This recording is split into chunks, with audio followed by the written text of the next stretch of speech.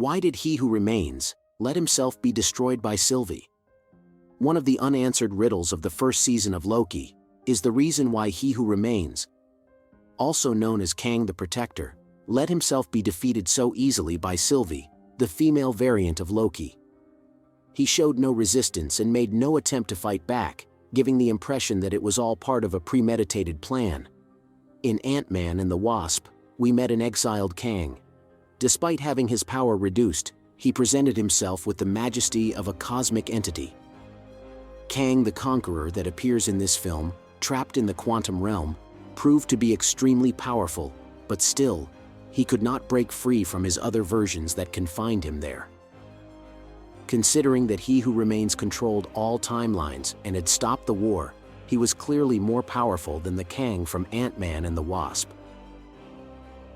So why did he allow Sylvie to defeat him so easily? That doesn't make sense unless he had a plan B. In the new season of Loki, we've seen clues that might explain what this secret plan is. Want to know what it is? And if you like everything related to the Marvel Universe, don't forget to subscribe to this channel. Welcome to the Oasis Geek. To understand why Kang the Protector seemed to be defeated so easily, we must remember that the events in the Loki series do not follow a linear order. Although the first season seemed to move forward in a straight timeline, this seems to change in the new season. In the first episode of this second phase, it is hinted that both Loki and Sylvie may be trapped in a repeating cycle, and it is possible that He Who Remains is also involved in this loop. He Who Remains may have been the master architect behind all the temporal threads. His mastery over time and space gives him a unique perspective, allowing him to foresee and orchestrate events across multiple realities. Now, if we consider that Loki's events occur within a loop, the role of He Who Remains becomes even more crucial. His apparent death at the hands of Sylvie would not be an ending at all, but rather a necessary step in a predestined cycle. In the second season, we saw Loki travel through TVA's past, present, and future. It was Loki himself who ended up revealing that the supposed Guardians of Time were a facade, implying that He Who Remains had orchestrated this whole deception. The previews show Loki interacting with a younger version of Kang in the 1920s. My theory is that eventually Loki and Sylvie will meet He Who Remains before he creates the TVA when he was still in the midst of multiversal warfare. It is possible that they will help this protective Kang to build the TVA in the past in an attempt to avoid the total destruction of all reality. This would close the loop that would cause a future version of Loki and Sylvie to be recruited by the TVA and perpetuate events.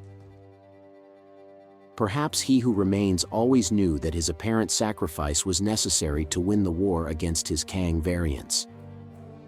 Like Doctor Strange, he may have seen millions of possible futures. He allowed Sylvie to believe she was murdering him, when in fact it was part of his master plan. By leaving Loki and Sylvie in charge of the TVA, he sowed the seeds for the multiverse to fracture just as it was meant to. Then the Avengers would have a chance to defeat Kang the Conqueror. In my opinion, even though we saw the death of He Who Remains in the Loki series, Loki could even appear in the upcoming MCU movies, as we don't know how long their time war has been going on.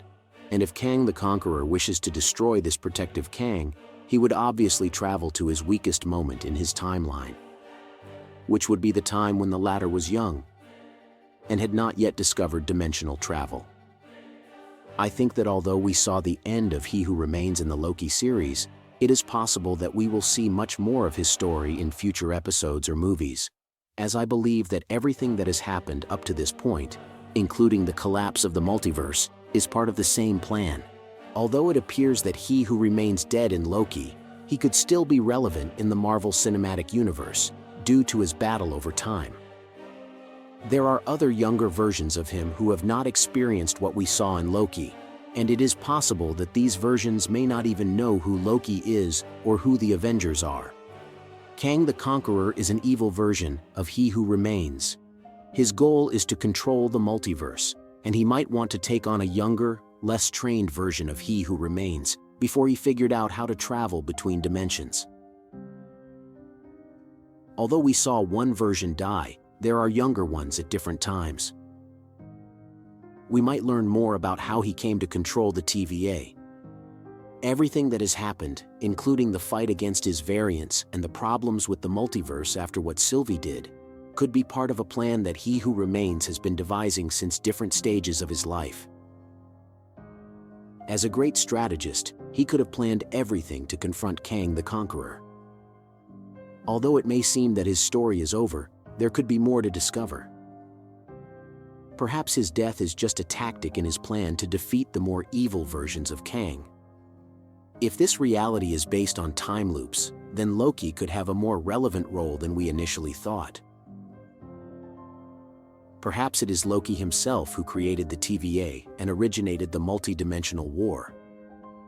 Loki, in his journey through different times and dimensions, could be the key figure who introduces a young version of He Who Remains to time and dimensional travel technology. In this way, Loki would be the one who initiates everything in the past, thus setting the stage for the events we saw unfold in the first season. I have a theory that Loki, in his desire to understand more about what happened to He Who Remains, might meet a younger version of this inventor and show him the technology to travel through time and between dimensions.